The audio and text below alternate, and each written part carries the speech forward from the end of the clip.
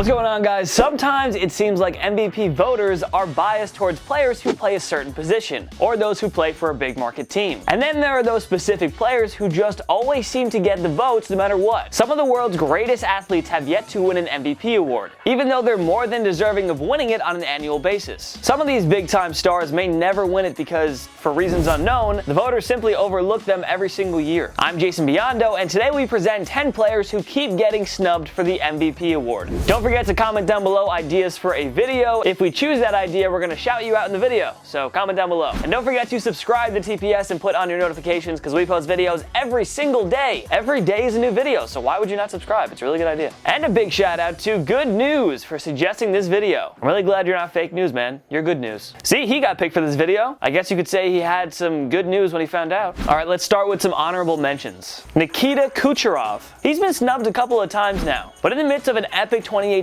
season, expect Kucherov to win the Hart Trophy this time around. The Tampa Bay Lightning are enduring a historic season, and even though they're loaded with other stars, you can't possibly give this award to anybody else. Julio Jones. He's been the NFL's best wide receiver of the 2010s and the straw that serves the drink in Atlanta. Matt Ryan's great and all, but would he really be a perennial Pro Bowler and MVP candidate without Jones? This guy is just insanely good. He's maybe the most complete and well-rounded wideout ever. Chris Paul. Maybe the best point guard of his era, CP3 never got much MVP consideration. It probably didn't help that he played on so many bad New Orleans teams, or that Blake Griffin stole plenty of his thunder in Los Angeles. Brent Burns. Defensemen never get considered for the NHL's Hart Trophy, but Burns certainly deserves some votes. Unbelievable that a blue liner in this era is putting up 60 to 70 something points a season. Alright, now to the real list. Number 10, Todd Gurley. The Rams star running back has endured 3 MVP-like seasons through his first 4 years. Of course, the Rams were awful in his rookie year, so Gurley was never going to win the MVP there. But Gurley probably deserved the MVP award more than Tom Brady in 2017. That year, Gurley rushed for 1,305 yards and 13 touchdowns. He added 64 receptions for 788 yards and 6 touchdowns. Gurley and the Rams would win the NFC West division, and he was named Offensive Player of the Year. An MVP award would have been nice too, but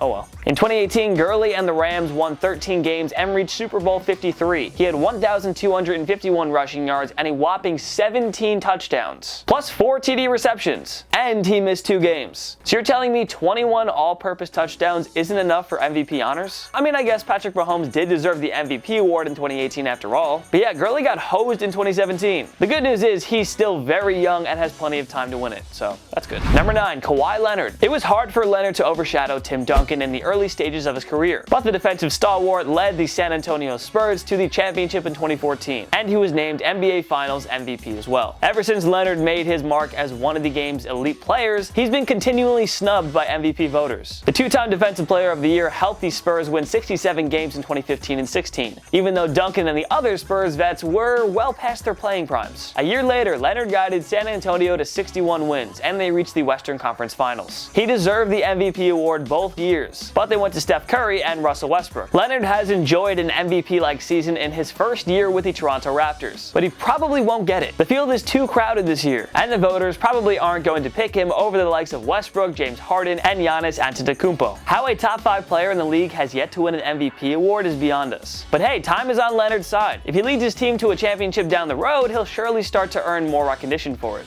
Number 8, Jose Ramirez. The 2016 AL MVP award went to Mike Trout, a guy who didn't even make the playoffs. Not to say he's not great, but, didn't make the playoffs. The 2017 AL MVP award went to Jose Altuve, who was actually quite deserving. The 2018 AL MVP award went to Mookie Betts. Sure, he had a historic year, but the Boston Red Sox won 108 games that year. You could say that JD Martinez was also the real MVP, and Andrew Benintendi, and Chris Sale. The list goes on. Meanwhile, Cleveland Indians star third baseman Jose Ramirez has now been snubbed 3 times. Without him, the Indians wouldn't have won the 2016 AL pennant, or 3 straight AL Central Division titles. Ramirez finished 3rd in AL MVP voting in 2017 and 18. He batted well above 300 in the 2016 and 17 seasons. He posted an excellent 6.9 wins above replacement in 2017. In 2018, 7.9. I mean, if that's not good enough to win an MVP, what is? Is it unfair to accuse the MVP voters of ignoring these small market teams? Because Ramirez deserved it big time 3 years in a row, yet he never got that close to to actually winning MVP.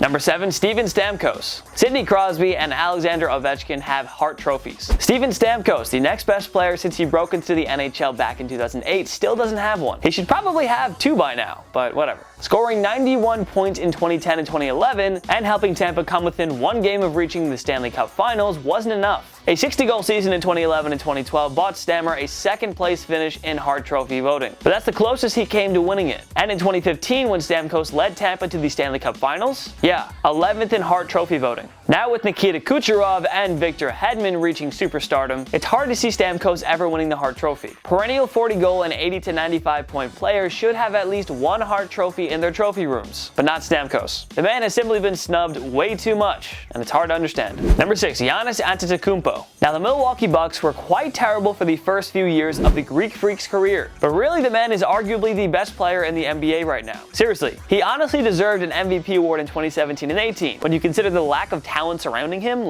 he deserved it. In 2016 and 17, Giannis averaged 22.9 points and 8.7 rebounds and 5.4 assists per game. Sure, the Bucks only won 42 games, but it was enough for them to make the playoffs. And seeing how awful the roster was, the fact Giannis got them there was impressive enough. He really put the most valuable and most valuable player. In 2017 and 18, the Greek Freak averaged 26.9 points, 10 rebounds, and 4.8 assists per game. The Bucks won 44 games and nearly shocked the 2nd-seeded Boston Celtics in the opening round. It was an MVP-like season from Giannis, if you ask us. Yes, Westbrook had a dominant 2017 season, as did Harden in 2018, but the Greek Freak had half the supporting cast that those 2 MVP winners had. He absolutely should have won the award by now, but he's young and there's still time, so he'll be fine. Number 5, Antonio Brown. Hard to believe, but the last time a wide receiver won the NFL MVP award was in 1987. Yes, that man was Jerry Rice. In this era, voters only seem interested in handing the award to a quarterback unless a running back has a freakish good year, like LaDainian Tomlinson in 2006 or Adrian Peterson in 2012. But guys, Antonio Brown has had a few MVP caliber seasons for the Pittsburgh Steelers now. The numbers he's posted since the 2013 season are incredible, and yet no love from the MVP voters. 6 straight seasons of 100 plus catches and 1,000 or more receiving yards. Remember those 1,834 yards he had in 2015? In a year when Ben Roethlisberger was banged up and Le'Veon Bell missed all but 6 games? Certainly MVP caliber if you ask us. AB has surpassed the 1,500 yard mark 3 times in his career now, which is kind of ridiculous. But again, the explanation for Brown not winning the MVP award is simply because voters don't want to give wide receivers any love. Why else has it been over 30 years since a guy at the position last won the award? Number 4, Max Scherzer. It's not very easy for pitchers to win MVP awards these days, but Max Scherzer has consistently been the cream of the crop over the past 5 years. Only Clayton Kershaw can make a case for being the best pitcher in baseball over Scherzer right now. Scherzer is a 6-time All-Star and has a trio of Cy Young awards on his resume. Had it not been for Kershaw, he'd probably have more. Scherzer has led the AL or NL in wins a total of 4 times now. He's led the NL in strikeouts in each of his last 3 seasons as well. Scherzer helped the Detroit Tigers reach 3 straight ALCSs from 2011 to 2013, plus the 2012 World Series. On top of that, he helped the Washington Nationals win the 2016 and 17 NL East Division titles. Scherzer has kept his ERA below 3 in 5 different seasons now, which is completely filthy in this day and age. And yet, despite that consistency and ultra dominance, no MVP award has come Scherzer's way. He finished top 10 in MVP voting 3 times, but the fact Scherzer hasn't come close is a heinous crime. Just goes to show how the voters rarely value great pitchers as MVPs these days. It's a total shame. Number 3, John Tavares. Tavares spent the first 9 seasons of his career on a poorly run and awfully managed New York Islanders team, and I was there to witness it, and that's very true. The franchise failed to build around their superstar and captain,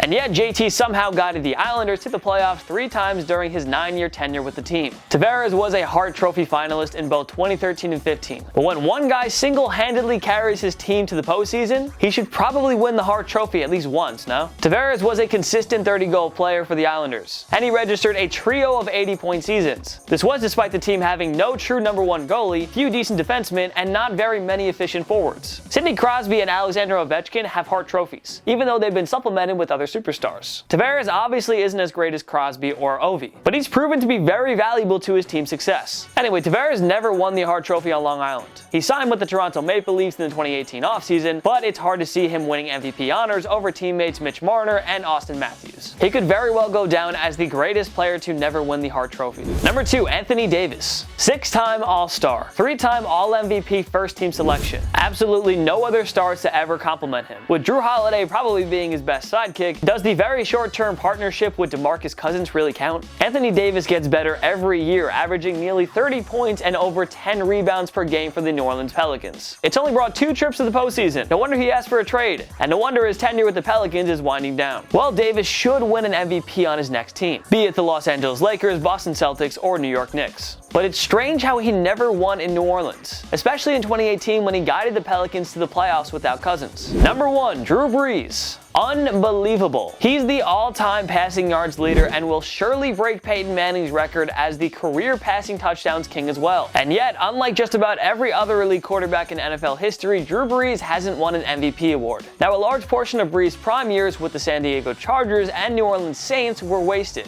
especially when you consider New Orleans had a bottom 5 defense on a consistent basis during much of this decade. So because the Chargers and Saints often missed the postseason with Brees, he wasn't going to get MVP consideration. But I mean, he could have won it in 2009 after tossing 4,388 yards and 34 touchdowns. You know, the year he led the Saints to their first Super Bowl championship ever. Brees could have won it in 2011 after throwing for a then record 5,476 yards and 46 touchdowns. Brees could have won it in 2013 after throwing for 5,162 yards and 39 touchdowns. He could have won it in 2017 after guiding the Saints to an NFC South title for the first time in 6 years. And he could have won it in 2018 after tossing 3,992 yards and 32 touchdowns, leading New Orleans to the top seed in the NFC. I mean, just sickening, really. 12 Pro Bowl selections, leading the NFL in passing yards 7 times, in TD passes 4 times, and continually setting NFL quarterback records. But it's never been enough for an MVP award. We don't know anything anymore, folks. This guy should have 2 or 3 MVP awards by now, not 0. We don't know what else to say, but maybe one day. Which other players keep getting snubbed for the MVP award? Join us in the comments down below. Make sure to follow myself and Total Pro Sports on social media. We post great content all the time. Follow us on Instagram, follow TPS on Twitter, subscribe to my YouTube channel. I post videos every single week and they're dope. So if you want more of me, then you should definitely go subscribe. At least go check it out. You won't regret it, I promise. Make sure to subscribe to TPS because we post videos every single day. Every day's a new video, so you have to subscribe. If you like this video, give it a like. It takes 1 click right down there. Boom, boom, boom. Smash that like button. Smash it up. Of course, thank you so much for watching. I'm Jason Biondo,